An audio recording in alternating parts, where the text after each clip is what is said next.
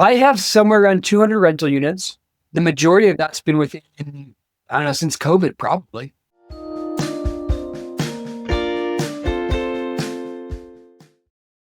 Okay, go for it. I jumped into the business. My whole goal had been to buy real estate. I started making good money as an agent.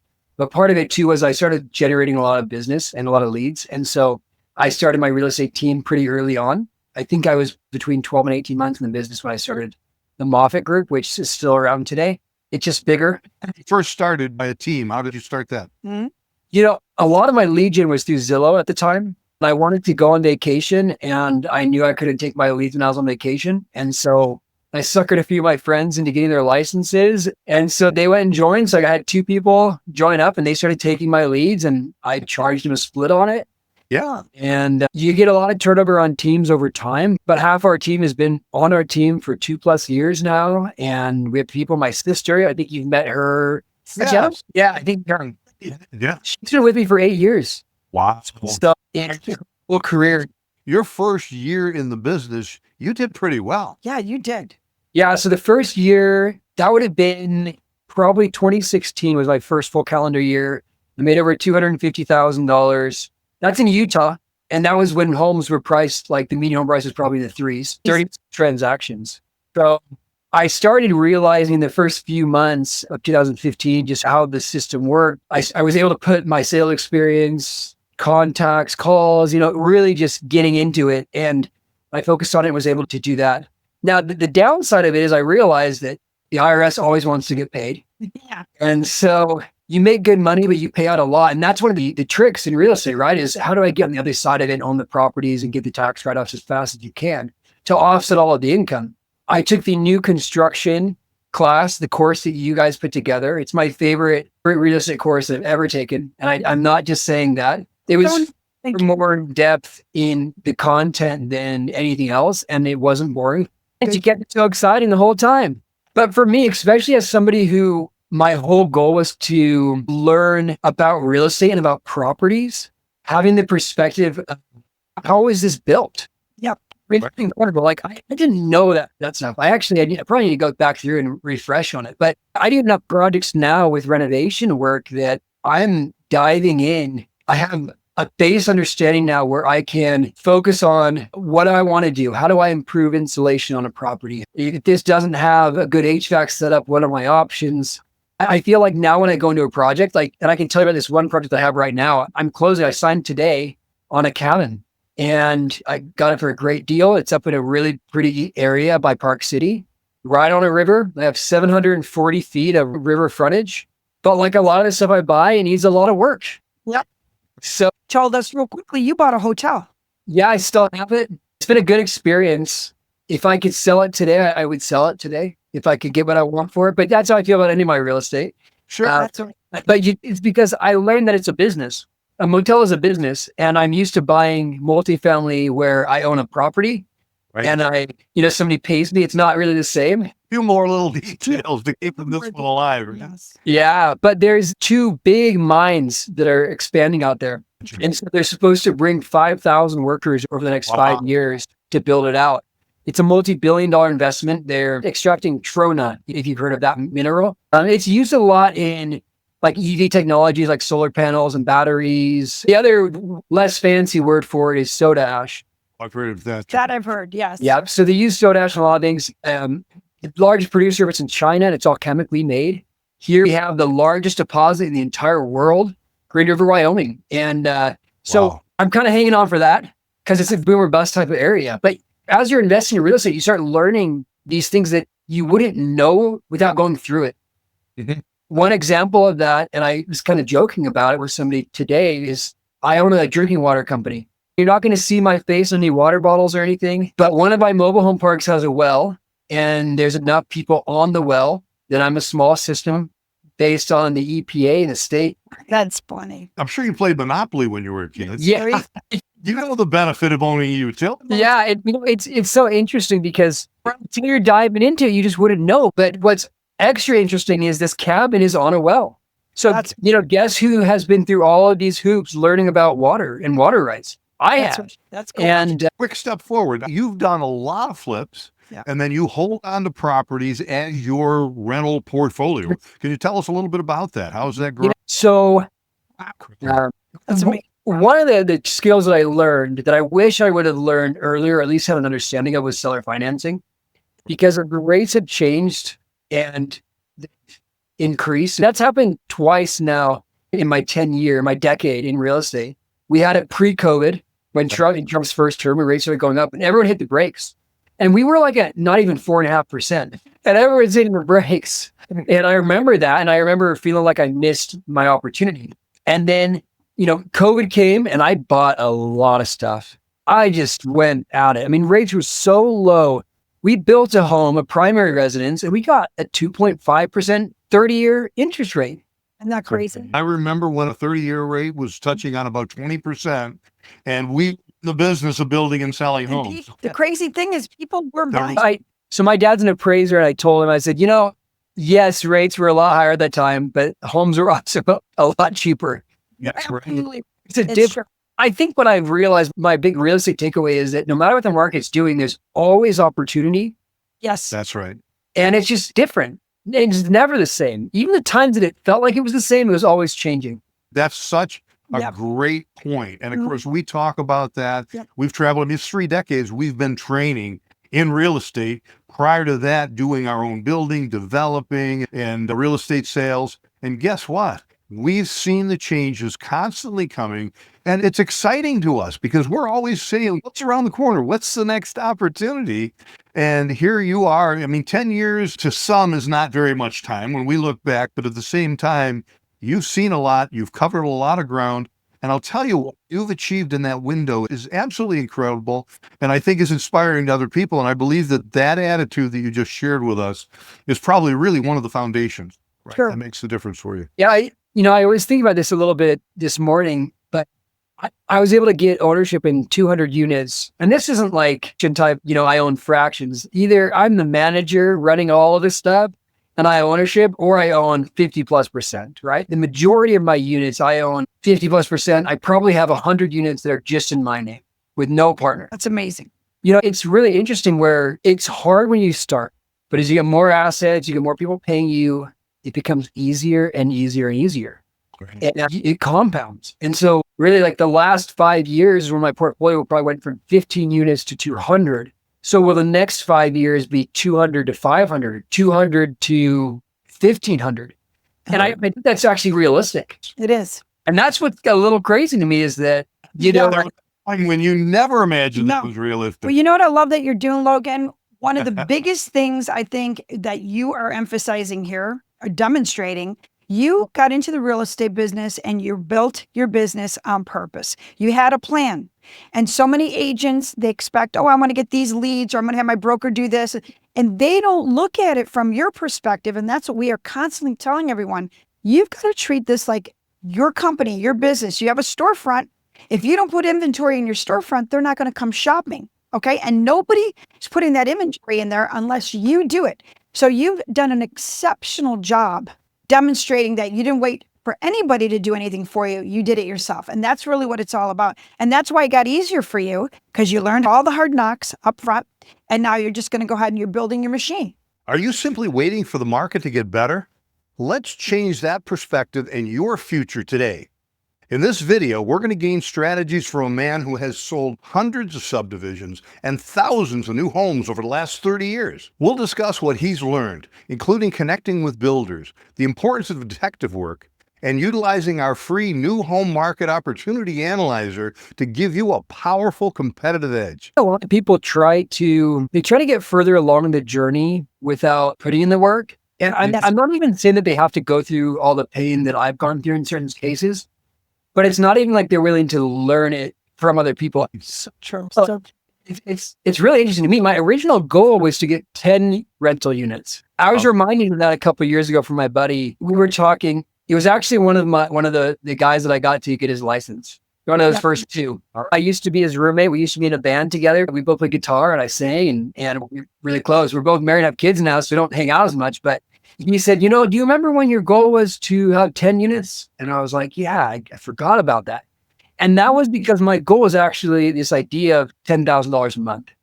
Gotcha. Right. And so a lot of people will do that and they look at it that way. But this is the craziest thing. I got one single mobile home park through seller financing, 0 down.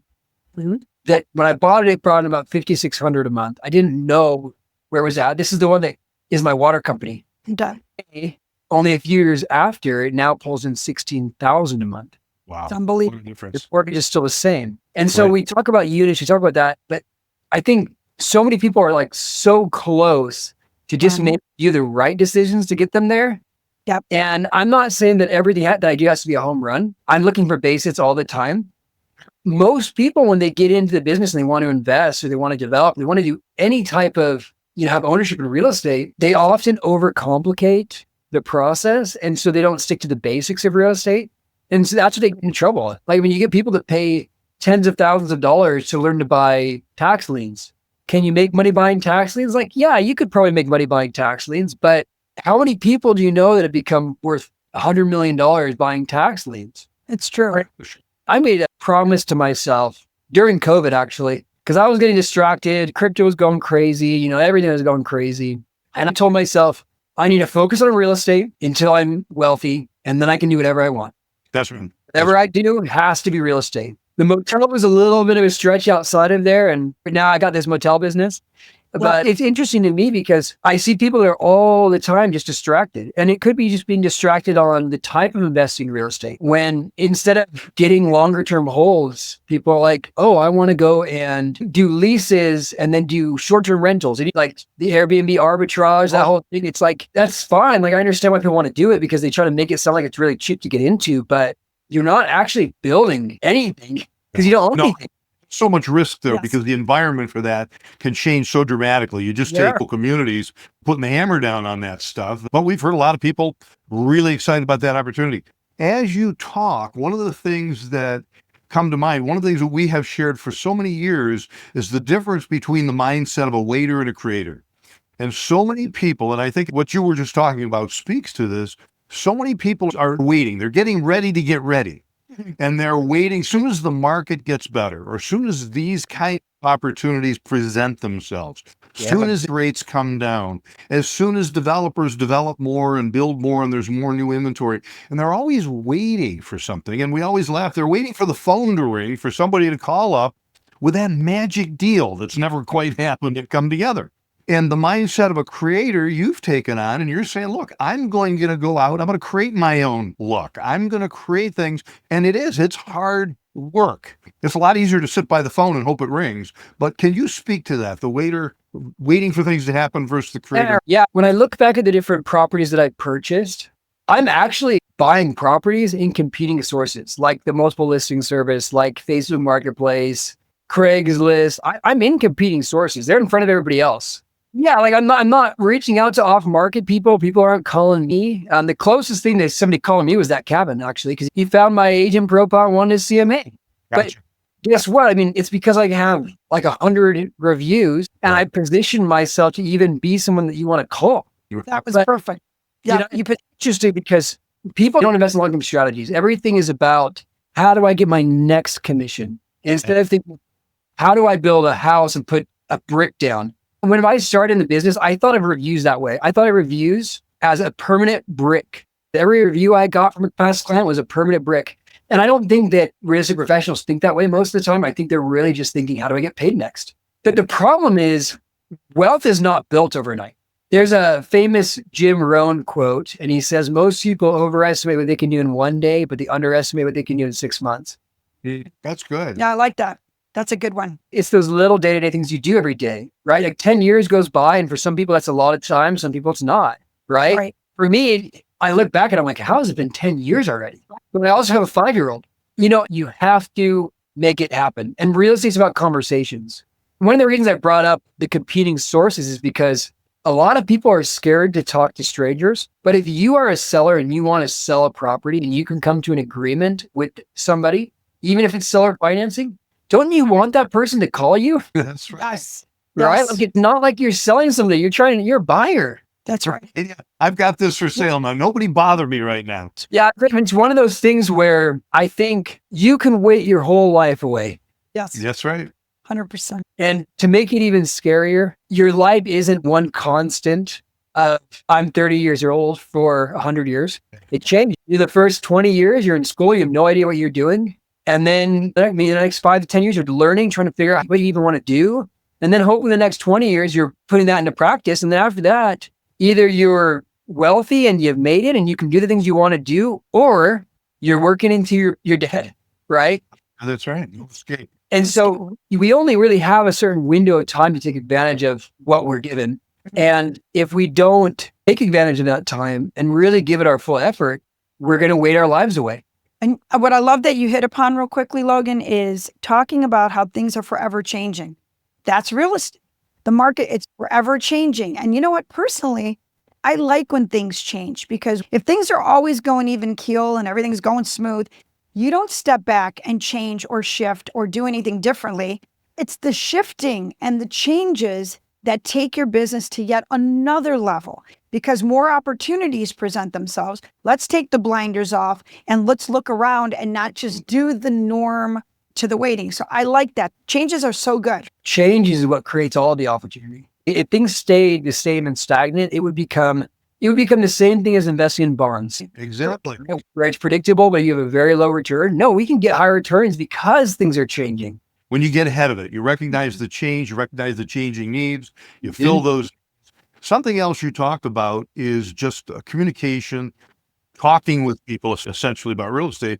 And I remember when our son Christian started, and Christian is now ranked in the top 1% of all agents in the nation. So he's come pretty far in his, 16 years? 16 years. So just a little bit ahead of your start. But I remember when we sat down early in his career and we were talking about marketing and reaching out to a sphere of influence. And I said, let's just talk about goals here, right?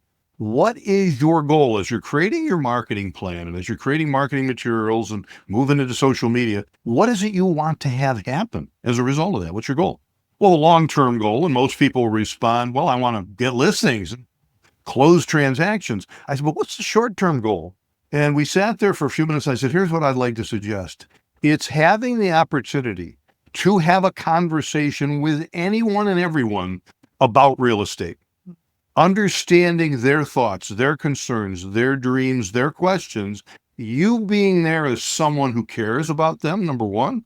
Number two, having the ability to help provide some guidance or find the answers or to help them, whether it's at this point or a future point when they're ready to move forward on those desires. But opening that door. We was talking about real estate. I don't know if you remember Howard Britton, but do you remember what he said? He used to do the session. He's like, what do you do when you get an obscene phone call? People say, most say hang up. Okay. No, he says that person lives somewhere. Okay, I listen. Can you going to listen to me? Are you in the market for buying a home? We get leads every once in a while that are not good leads. And I still tell the agents, hey, just ask them, who do they know is looking to buy or sell real estate in the next 12 months? And it's really interesting because, and maybe it's because real estate, we don't want to admit that it's actually sales. And so I think a lot of people are adverse to that. And so they want to be like the buddy agent. And for building a business that's predictable and dependable, where they can make a certain amount of money or grow every year, they end up waiting for their buddies to call them. To your point, what's the goal today? Well, you need to have a conversation. I do some coaching for seller financing, and I had a coaching call yesterday, and I love the GPT you've been building out. So we're talking about that, but I've been building one out for seller financing. Mine is basically you plug in the information on the property and you tell it what's important to the seller, and it gives you different options of offers to give them. And you just show them the different offers and they pick one. And I was talking to this coaching client and I said, because he seemed nervous about talking to sellers. And I said, look, one, I reminded him, you're the buyer. Right. You're not trying to sell something to him. You're trying to buy something from him. That's a very different conversation. The other thing is I have the GPT, so it takes away the hard work of trying to figure out what you even offer. Mm-hmm. It's so true. Right. Plug it in, it gives you the offers, and you just have to have a conversation. I think people would be very surprised to know that there's sellers out there. And I'm not even talking about one or two. I'm talking about there's probably millions of sellers across the country that would take zero down offers. And there's also sellers that will give 0% interest loans. I have one on a mobile park, 0% interest. Wow. It's interesting because I went out and I talked to him. That one with 0% interest was on the MLS. It was in a competing market. Like anybody could have gone and talked to him. on this deal, right? Yeah. Yeah. And so like, and I won't say that I'm overly aggressive on trying to stay on top of calling all these people. So it's just interesting to me because some of these have been in the market for months at a time. Some of my development deals that I've made multiple six figures were on the market for months and months, if not multiple years. And nobody even called to try to put a deal together. And so many agents are complaining that they have not closed one deal this year. Yeah. Well, because the waiting game. Here's another great idea, what they can be doing proactively to go out For there. agents, why don't they, if they're worried about being able to put the deal together themselves, why don't they find what the seller's willing to do or anybody willing to transact Mhm. and then matchmake, That's right. There you go. right? Like, or partner. Yeah. And you know, another point you're bringing up, and I know we talk about a lot in our training, and we together have had these conversations, Logan. One of the keys with so many properties out there is saying to yourself, not only what is it right now, how it sits, its use, zoning, its zoning conformance, but what could it be? What would be its highest and best use? Now, for you, it seems that's come to you instinctively. You look at a property and you're saying right away, what are the options here? What can we do? And those kinds of deals are the kinds of deals where you'll find seller financing. You'll find someone who's inherited a property or says, look, I'm tired of dealing with this thing. I'd just like to get rid of it. I don't care. And our son Christian has done that. And so many of our certified new home specialists, when they go out, they look around, they suddenly are seeing things on their radar that they've been driving by for years, because instead of waiting for the phone to ring, ready to call, they're saying, wow, I wonder if that has more potential than it does right now. Who owns it? Are they willing to sell? What could it be? So again, that's that mind of a creator. And the success stories around that are just absolutely unbelievable. We had an agent who grew his business.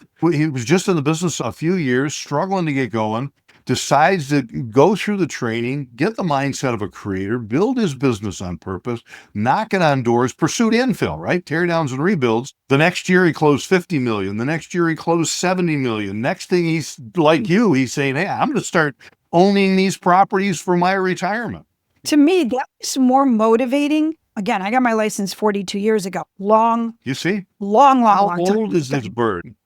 Know how agents straight up, I would be depressed if I was just sitting around waiting. There are so many things you can go out there and proactively do, because what's the option? Do you want to go work for a company, or do you like the freedom of working for yourself? Put the time in. To your point, you've got to put the time in. I don't care where you are. You have to put the time in if you want to reap those rewards. Okay. So you can't skip all that. And quite frankly, it's the hard knocks, those times you are tripping and falling. Those are the things that are going to stick with your business and even take your success to much, they're going to be there. In some of these things, some of the experiences are telling you not to do something again and getting you on track, right? You learn so much from just reading, right? You got to get into it. My first light bulb moment was when I sold my first little subdivision. It was just a lot split. It was a flag lot. And it actually wasn't so much getting paid. It was that I just had the realization that I bought this house for probably $200,000. I sold it for basically what I bought it for. This is back when things were a lot cheaper, but it had the ability to do a flag lot, and we sold a flag lot unimproved, just approved on paper to the city for $50,000. And I realized in that moment that I had created $50,000 from nothing. I don't know, right? There you go. Right. When you saw what it is, what it really could be, what That's that potential was. That's motivating. Absolutely. You are truly a rock star, Logan. I can't even tell you how much we appreciate you getting on here today and sharing this. We could talk for hours with you. Let me ask just one last question. If you were to leave one or two pieces of key advice to someone either new in the business or someone right now who's frustrated, saying, I've got to change the direction of things, do things differently to take my real estate career forward, what do you think you might share? There's two things that I think would be $1 million pieces of advice. The first one is learn how real estate actually works. And what I mean is the agent side of it, I don't think is the reality of real estate, right? I think that's a small part of it. I think it's a very small part. I would say development, highest and best use, seller financing. I would say that's the real side of real estate, because that's what actually causes transactions to happen. And that's what creates a lot of value and a lot of money, right? A lot of wealth. That's the first piece. And the second piece is going to be similar. Learn to be an operator. A lot of agents have time, but they don't have money. Right. And this is very common, even for people that just want to start investing. Some of the ways that I've been able to do that is, one, I manage the properties for my partnerships, and I don't always charge our partnerships. So for somebody who wants to be the money, and they know that we have an in-house property manager who's also going to have equity and they're going to be invested in this financially and emotionally, that's one way to add value. Another one is putting these deals together. You can be an operator. You can learn how to assemble multiple parcels together from different owners. You can actually put in time and create value without spending any money. Those are the two big things, is learning how this works and then putting it into practice. Believe it or not, I mean, you guys will know this, but for anybody who's listening to this, you can create hundreds of thousands, millions of dollars of value really quickly by just talking to the right property owners and having a little bit of knowledge, or getting with somebody who does have the knowledge, and you be the person on the ground. You make it happen. You bring it to somebody that will also be able to take it to the finish line. That's real estate. That's the best part of real estate. Do you remember the owner out in the Caribbean with 𝘃𝗵𝗶𝗀? And he started doing development, doing islands. He would go through all the environmental. He's actually the owner of the region for 𝘃𝗵𝗶𝗀 in the Caribbean and Belize and Costa Rica and Central America. I saw what he was doing when I was doing this really early on in my career. And it was one of the wildest things I ever even thought about, was somebody buying an island, next Leonardo DiCaprio's island, getting approved for hotels and the environmental and everything, and then selling it. Right. That's cool. We need to buy it. So you're thinking about islands surrounded by other parcels of land, not necessarily. Yeah, but you can do the same strategy for infill. You could do it anywhere. And so much opportunity out there. Everyone just needs to learn how to look past that next one little commission deal, that little tip, right? You know, don't work for tips, work for ownership. That's great. That's great advice. You've given us some wonderful thoughts, both mindset and strategy. And we just want you to know how much we appreciate your friendship. Yep, you're the man. How excited we are for you. And we look forward to many more years of watching you make great things happen. We will see you at the next convention, my friend, okay? Hey, sounds great. All right. All the best. Have fun in Scotland, okay? Yeah, we will. Thank you for joining us. Every week, we share scripts, strategies, and real-world examples that help you grow your business. Your next steps? Grab the free AI new home and remodeling market analyzers, visit 𝘆newhomes.com for training, and hit subscribe. Your pipeline will thank you.